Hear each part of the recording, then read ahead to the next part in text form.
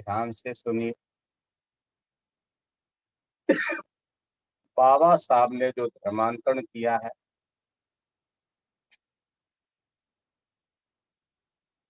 तो हमें उसको समझना है। मुझे याद आता है, मेरे उपाध्याय धर्मचारी अमोघ सिद्धि जी कहते हैं,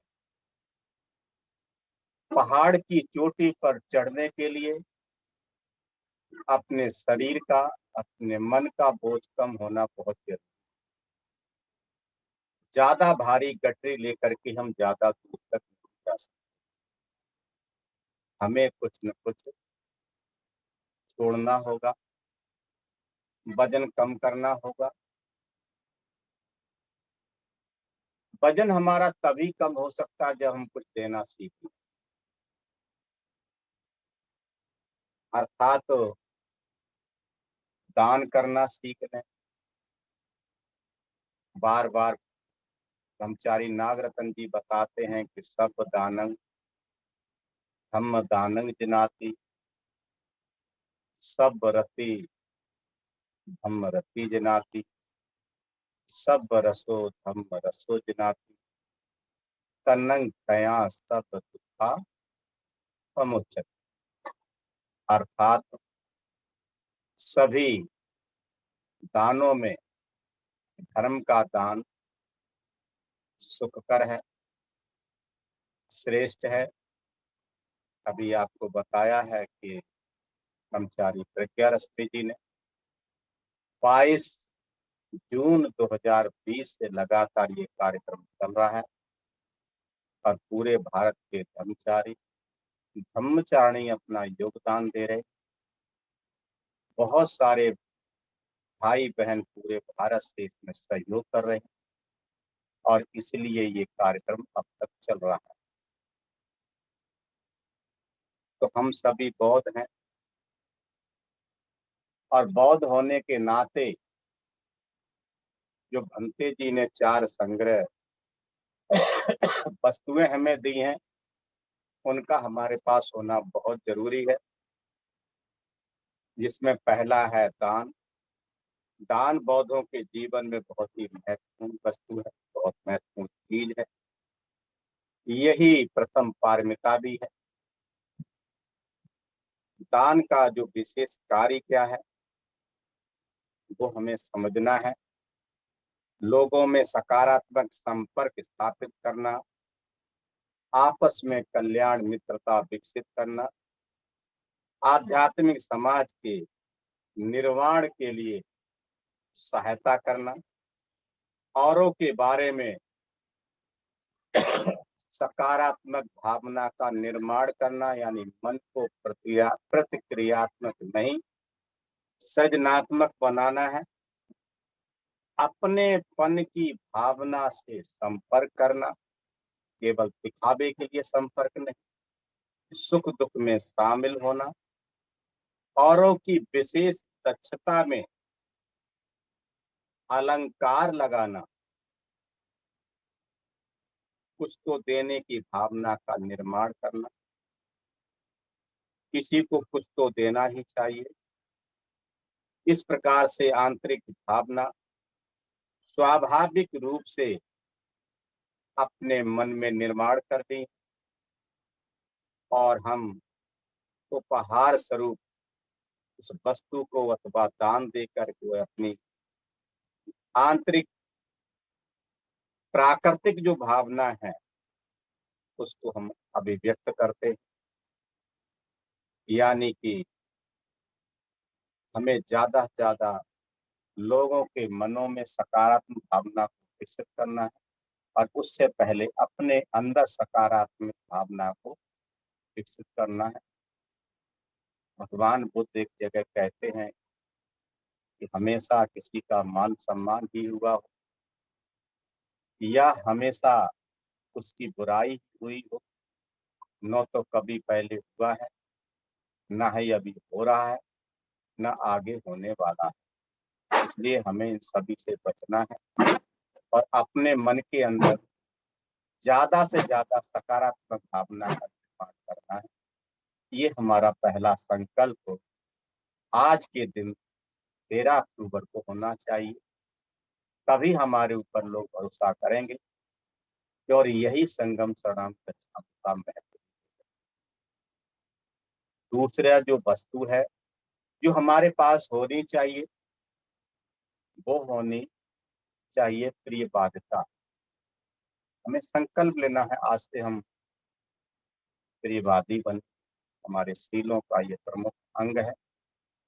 हमें लोगों को जोड़ना है, तो हम अपनी प्रिय वाणी से ही जोड़ सकते हैं। मुझे याद आता है संस्कृत का एक श्लोक का पहला अंश है, प्रिय वाक्येन प्रदादेन तो संत सर्वे जंतवा। अर्थात हमारी प्रिय वाणी से ही सभी अपने हो जाते। कागा किसका धन है, कोयल किसकू दे, मीठे वचन सुनाए के जग अपना कर। भाई और बहनों, हमारी वाणी कर्कश न हो, मधुर हो। और मधुर वाणी में बहुत आकर्षण होता है। शील की गंध दिखाई देती है, तभी पराये लोग भी अपने हो जाते हैं।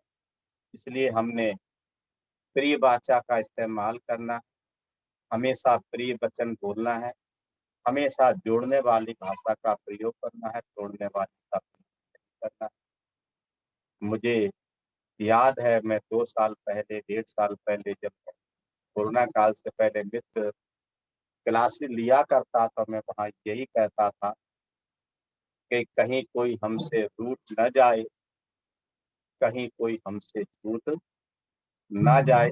अक्सर हमसे अगर कुछ लोग छूटते हैं, अगर रूठते हैं, तो हमारी वाणी से ही अक्सर ज्यादा से ज्यादा ऐसा होता है। तो हमें इस बात का ध्यान रखना है।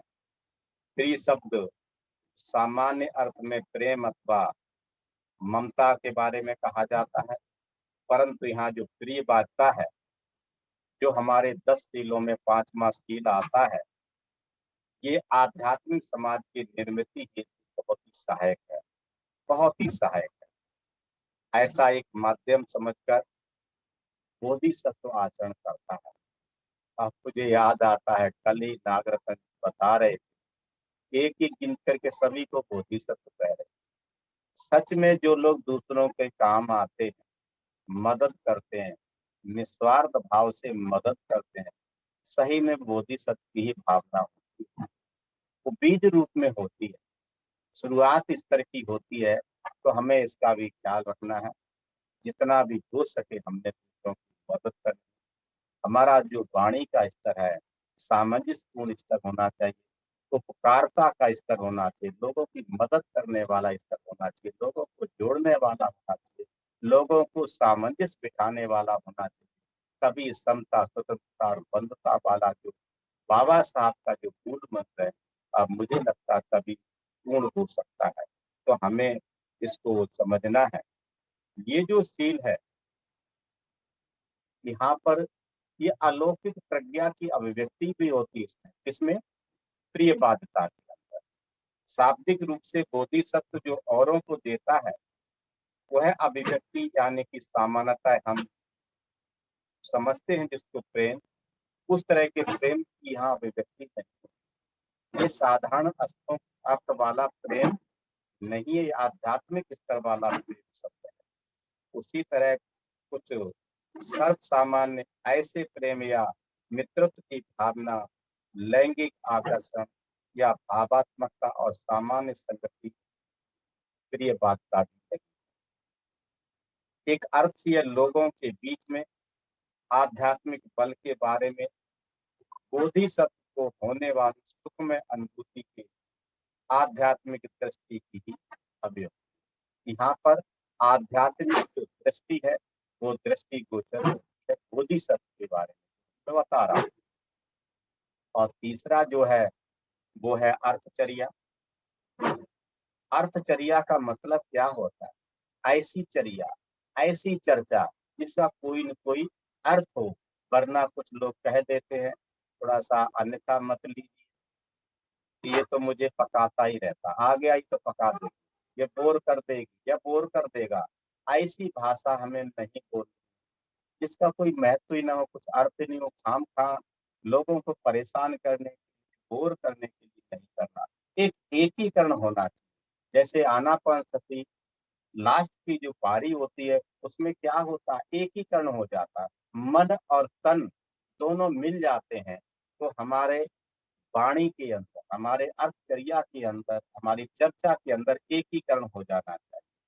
औरों के हितों के लिए हमें काम करना है, लोगों को केवल संदेश देना काफी नहीं है।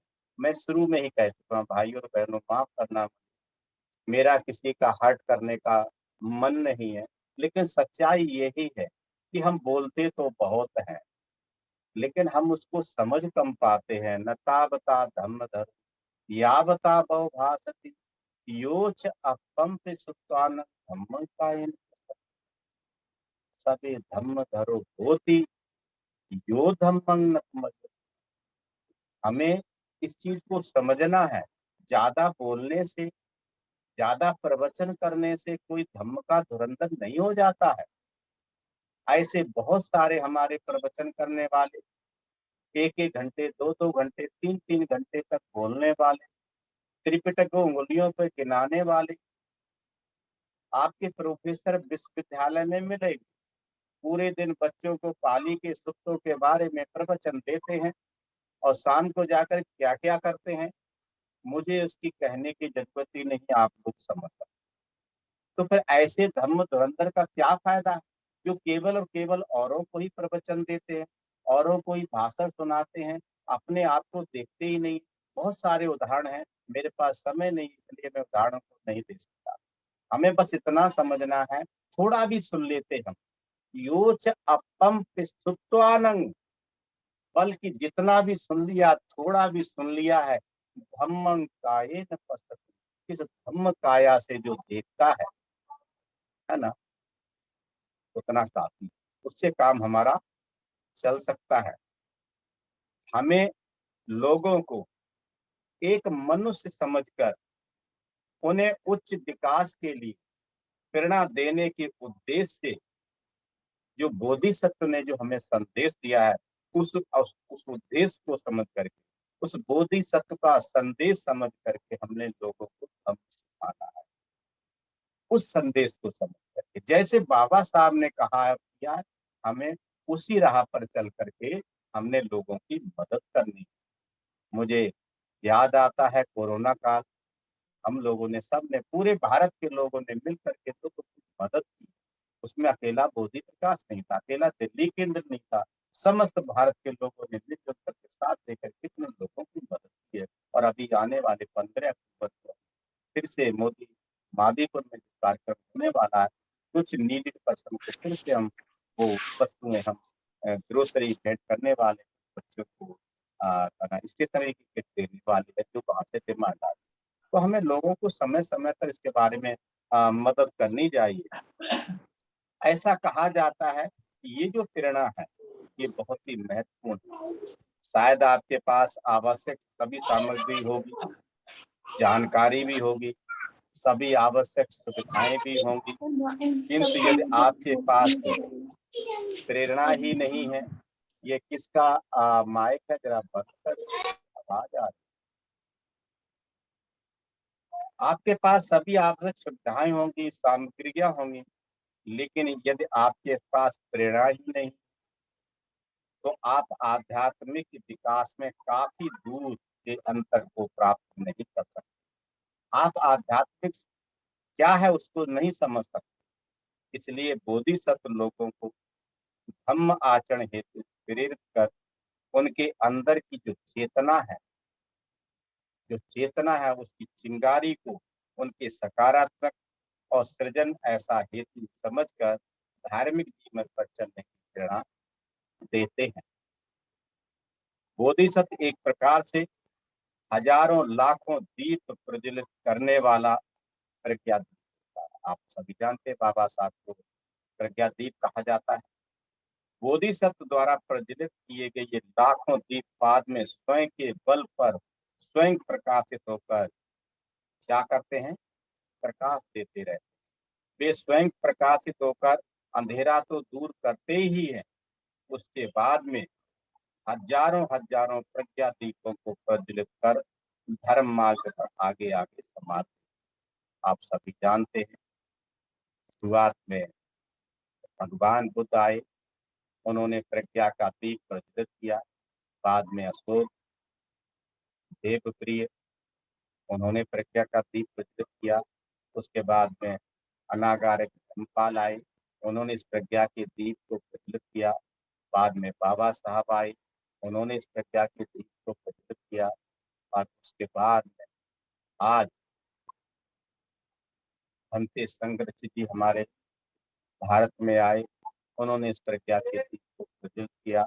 और उन्हें लगभग भारत में 750 से ऊपर लगभग 800 धर्मचारी धर्मचारी जो निरंतर धर्म का प्रचार प्रसार पूरे भारत में कर रहे हैं। और समस्त विश्व में लगभग 2500 धर्मचारी धर्मचारी हैं। वो इस बुद्ध के धर्म का, बाबा साहब के संदेश का प्रचार प्रसार कर रहे हैं।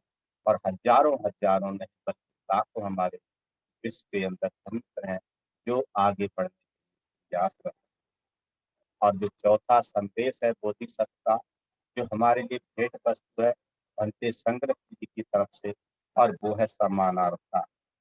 समानार्थता का मतलब स्वयं एक आदर्श प्रस्तुत करना है, जैसा बोले वैसा ही चले, और जैसा करता है वैसा ही बोले। बोधिसत्व का जो आचरण है उपदेशों से सजा हुआ होता है, कृति से सजा हुआ होता है। हमारा अपना स्वयं का उदाहरण होना चाहिए समाज में। हम औरों की चर्चा कब तक करते रहे? हम बाबा साहब के नाम पर प्रवचन कब तक करते रहे? हम भगवान बुद्ध के नाम पर प्रवचन कब तक करते रहे? हमारा स्वयं का उदाहरण समाज के लिए कब होगा? हमारा जो विश्वास है, हमारे ऊपर जो समाज का विश्वास है, वो कब होगा? हमें इस बात पर भी ध्यान देना चाहिए। बोधिसत्व आचरण और उपदेश का साक्षात नमूना होता है। वह जो भी करता है उसका वह पहले स्वयं आचरण करता है। जिन गुणों के विकास के लिए औरों को प्रेरणा देता है, उन्हीं गुणों का बोधिसत्व प्रत्यक्षदर्शी उदाहरण होता है। वह लोगों का धार्मिक जीवन आध्यात्मिक मार्ग पर चलने के लिए प्रेरित करता है, क्योंकि वह स्वयं ही वह पूर्व में उस आचरण से अपना प्रेरणा ली होती है। हम बेशक बोधिसत्व नहीं है, लेकिन हम सभी के अंदर बोधिसत्व का बीज है। जितने भी यहाँ पर उपस्थित, मैं फक्र के साथ कह सकता हूँ कि सभी के साथ बोधिसत्व का बीज, बोधिसत्व का अंकुर विद्यमान है।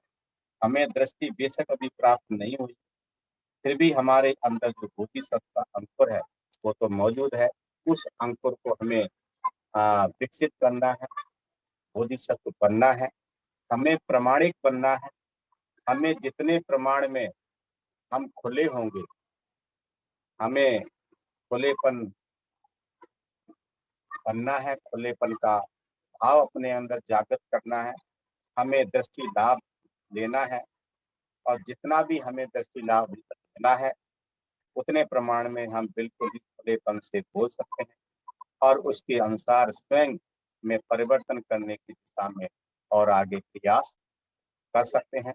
हमने जो भी यश संपादित किया है उसका पुण्यानुमोदन कर सकते हैं। आवश्यकता होने पर अगर हम कहीं भी इस मार्ग पर असफल होते हैं तो समय समय पर हम पाप विस्मरण भी कर सकते हैं। और हमारे जो भी भाई बहन जो बंधु इस आध्यात्मिक मार्ग पर आगे बढ़ रहे हैं, अगर वो कहीं कुछ गलती करते हैं उनको माफ भी कर सकते हैं। उनको और हम प्रेरणा दे सकते हैं कि अभी थोड़ी गलती हो, कोई बात नहीं, जो चलता है आगे और प्रयास करके हम आगे बढ़ सकते हैं। ऐसी स्थिति में प्रमाणिक होने के बारे में डर रखने की जरूरत नहीं।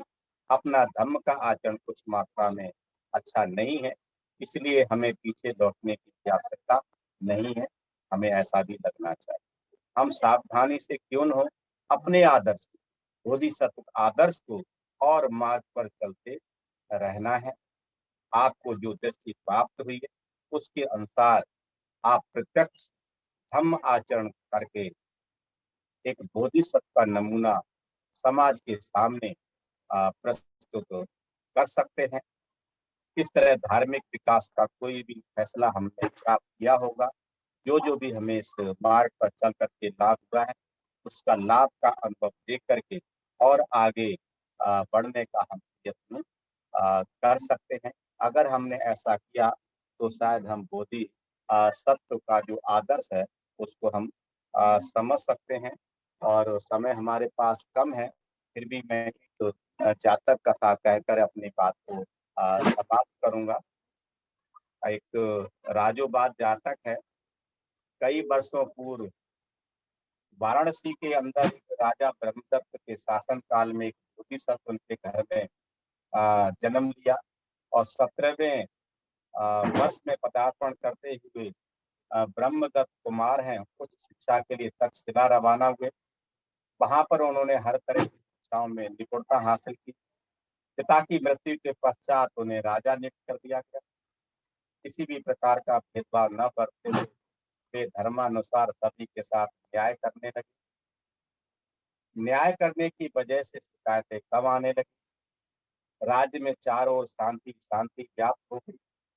न्यायालय बंद करने की नौबत आ गई क्योंकि कोई शिकायत करता ही नहीं था। बोधिसत्व ने विचार किया कि मेरे राज्य में कोई गड़बड़ी नहीं है, सभी तरफ शांति ही शांति है, तो फिर मुझे मेरे दुर्गुणों की तलाश करनी चाहिए। हमें इस बात को बड़ी गंभीरता से लेना है। मुझे मेरे दुर्गुणों की तलाश करनी चाहिए। जब मुझे मेरे दुर्गुणों का पता चलेगा तो मैं उन दुर्गुणों को खत्म करके सद्गुणों का विकास करूंगा। उस दिन उन्होंने घोषणा कर दी कि कोई भी मेरे महल में मेरा सहचरी है जो भी है मेरे दुर्गुणों के बारे में बताएगा तो उसको इनाम दिया जाएगा।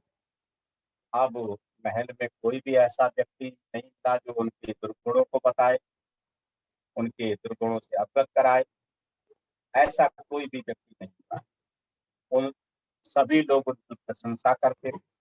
राजा को लगा शायद डर की वजह से लोग मेरे दुर्गुण बताने में झिझक रहे होंगे। ऐसा विचार आते ही महल से बाहर निकल कर उसने लोगों से संपर्क किया, परंतु किसी ने भी दुर्गुण नहीं बताया। तब राजा ने दूसरे राज्य में जाकर के पूछताछ की, वहां भी किसी ने दुर्गुण नहीं बताया। अब राजा ने राज्य से बाहर निकल करके दूर जाने की सोची। वापस महल गए, सेनापति को पूरा राज्य सौंप दिया और भेष बदलकर अपने सारथी को लेकर रथ पे सवार होकर के निकल लिए। लेकिन कहीं भी उनको दुर्गुण बताने वाला कोई नहीं मिला, बल्कि सभी लोगों ने तारीफ की। अंत में राजा वापिस जब अपने नगर की तरफ आने लगे उसी समय राज्य की सीमा के बाहर मल्लिक नाम के कौशल नरेश दिखाई दिए। वे भी अपने दुर्गुणों की खोज में घूम रहे थे, किंतु उन्हें भी कोई नहीं मिला जो उनके दुर्गुणों को बताता। दोनों राजाओं के रथ अब आमने सामने थे। दूसरे रथ से निकलने लायक मार्ग ही नहीं था, रास्ता संकरा था। अतः मल्लिक राजा के सारथी ने बोधिसत्व के सारथी से रथ पीछे हटाने के लिए कहा। तब वाराणसी के सारथी ने कहा कि मेरे रथ में वाराणसी नरेश ब्रह्मदत्त विराजमान है, अतः तुम अपने रथ को पीछे करो। इस पर दूसरे सारथी ने कहा कि मेरे रथ में कौशल नरेश मल्लिक सवार है, इसलिए आप अपना रथ पीछे करो। वाराणसी का सारथी विचार करने लगा, राजा तो दोनों ही हैं, अब क्या किया जाए। फिर कुछ सोच करके बोला, जो आयु में छोटा होगा वो रथ पीछा करे। लेकिन कुदरती हुआ कि दोनों ही आयु में भी समान थे। उसके बाद में सोचा गया कि धन राज विस्तार सेना यश जाति गोत्र कुल भेद आदि के बारे में पूछताछ की गई। फिर पता चला कि सारी की सारी बातें दोनों में बराबर ही मौजूद हैं, दोनों राजाओं के पास समान है। अंत में उन्होंने निर्णय लिया कि जो राजा ज्यादा शीलवान होगा वह पहले रथ ले जाएगा। वाराणसी नगर के सारथी ने कहा कि तुम अपने राजा का सीधाचरण बताओ। तब मल्लिक राजा के सारथी ने राजा के दुर्गुणों को ही सद्गुण समझ करके बताया। क्या बताया राजा मल्लिक कठोर के साथ कठोरता से, नम्रता के नम्र व्यक्ति के साथ नम्रता से व्यवहार करते हैं, दोस्तों के साथ दोस्ती से और दुश्मनों के साथ दोस्ती से पेश आते हैं। ये सारथी हे सारथी, इस प्रकार मेरा राजा ज्यादा सीधवान है। तब वाराणसी के जो सारथी थे नगर के, उन्होंने बताया कि ये तुमने सद्गुण बताए हैं या दुर्गुण बताए हैं? तो उन्होंने कहा मैंने तो सद्गुण ही बताए हैं। सद्गुण तो ऐसे ही होते हैं, जो जैसा उसके साथ वैसा ही व्यवहार करना चाहिए। तब मल्लिक के सारथी ने कहा अच्छा ठीक है, अगर ये दुर्गुण है तो मैंने यही बताए हैं, अब तुम अपने राजा के सद्गुण बताओ।